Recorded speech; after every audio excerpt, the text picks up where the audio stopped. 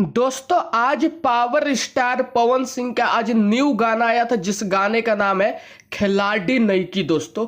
और कल पायल देव का गाना आया था बरसात हो जाए जुबिन नौटियाल के साथ दोस्तों।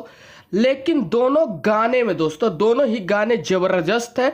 लेकिन पावर स्टार पवन सिंह ने कमेंट के मामले में पायल देव को इतना पीछे छोड़ दिया है कि पायल देव सोच भी नहीं सकती दोस्तों। पायल देव का गाना कल रिलीज हुआ था और 6000 कमेंट है।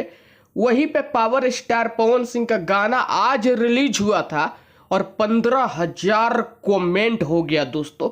इसलिए हम कह सकते हैं कि पायल देव जो है हमारे boss power star Pawan Singh से बुरी तरीके से हार चुकी है दोस्तों कमेंट के मामले में। दोस्तों आप लोगों ने पावर स्टार पवन सिंह का गाना सुना या नहीं सुना, और बरसात हो जाए सुने या नहीं सुने दोस्तों बताओ। अगर सुने हो तो आप दोनों को कौन सा गाना बढ़िया लगा इन दोनों में से। दोस्तों मुझे तो गाना अच्छा लगा पवन सिंह का, क्या कमाल का गाना है, क्या पावर स्टार पवन सिंह का लुक है। प्राकृतिक भट्ट के साथ पावर स्टार पवन सिंह का जोड़ी जो है आग लगा के रख देगा, विरोधियों को जला के रख देगा दोस्तों।